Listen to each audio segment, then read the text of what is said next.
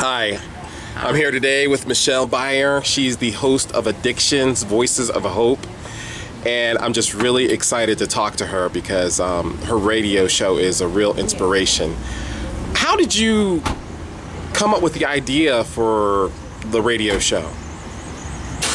It started last year when I was on a classic rock morning show in the Marion, Columbus area. And I had access to our sister station. We were doing some programming, and my boss said that I could do whatever kind of show I wanted. And I thought about just doing a boring afternoon drive after I got off the morning show. And then Marion considers themselves the heroin capital of Ohio. And I am over 4 years in recovery. And I said, let me put together a show on recovery. Talked to this lady, Jody, that's in charge of Adam H. And it just kept blossoming from there. And I moved away from Marion because it was such a depressed area that it was bringing me down that I just went on vacation for 2 months. And when I got back here to Stark County, I went and looked up all my old friends that are in that field, and we brainstormed. Next thing you know, here it is 6 months later on air. Yeah, it's amazing, and I've listened to a few shows that you've done, and they're just really powerful. How do I want to put this? Is it just for people in recovery, or no? Not at all. Okay. If you are a loved one of someone in recovery and you want to tell your story, if you've adopted children because their parents had the children taken away from them due to their addiction problems, you can pretty much anything that has to do with addiction. You could be on my show. Okay. Because everyone has a story. In 2010, it was written that there was 65% of people were affected in one way or another by addiction.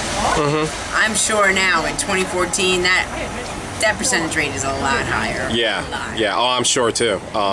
The epidemic of addictions have just grown over the years, and I think what's scary is almost the lack of response.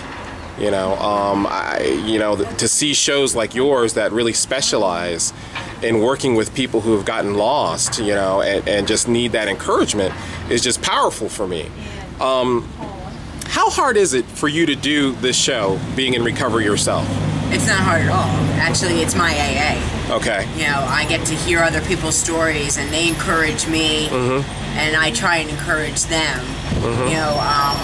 When you're in recovery, you need to hear stories. You need to hear what other people have overcome. Right. So you can continue your journey in recovery. Because if you stop and you're dead in the water, you're right on your way back to your own addiction.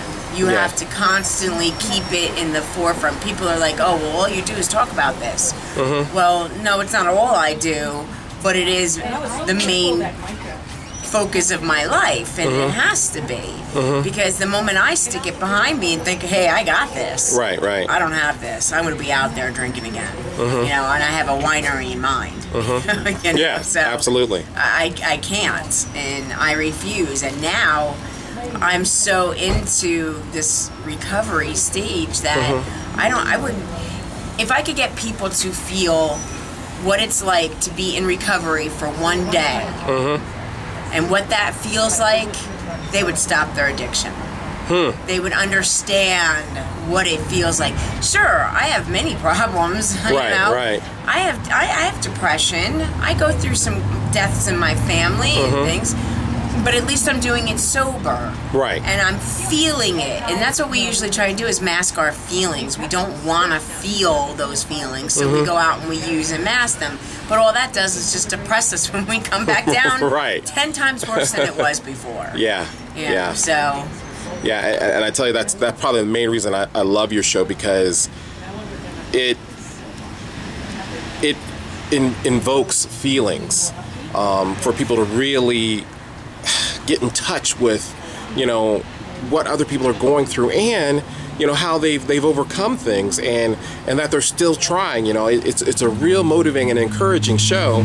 It's not just a show that just highlights the plight and the destructive nature Right. of addictions. It's a Right. it's a story. It's a story. It is a story, and most people don't want to hear that all these kids are dying of heroin, and they don't want to know all these statistics. They want to hear the stories. They want to hear how people are overcoming it, and they want to know what it's like and feel, because a lot of people are ignorant, and they want to shut their eyes to this situation, and by shutting your eyes to it, you're not helping anyone. No, You know, you can open your eyes, open your heart, and you can do something so little as smiling at someone and acknowledging their existence. You could have just saved their life by doing that. You know, it's just, we keep ourselves so closed up, and we don't say hello to people on the street. I mean, go back, what, 50, 60 years?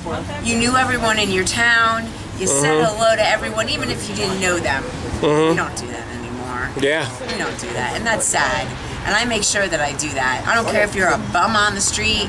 You're worth my smile. You're worth saying hello. You know, and I want everyone to know there is worth. You do have worth. That's right. That's Everyone right. has self-worth. Yeah. And one of my biggest saying is love yourself.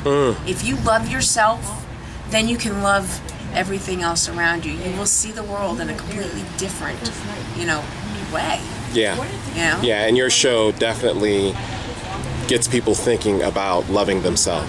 And I get a lot of feedback from people saying, that was awesome, keep doing this, keep going with your guests. Your guests are great, you know, encouraging my daughter, because my daughter was a guest. You know, you'll go back to loving your mom again someday. I mean, it's not that she doesn't love me now. Right. It's that she still has resentment issues. Yeah. I took her out of her, as she calls it, her white picket perfect life, Yeah. and threw her into the trenches of addiction with me. You know, so there's some resentment there with both my children. Yeah. But yeah, my show does focus on uplifting and how to get people healthy and get them into recovery. And Yeah. we just need to all stick together. Yeah. And your show is growing and evolving, and It is. you know, I'm just so happy to, you know, see you and just see you in the beginning stages, because it's a great show now.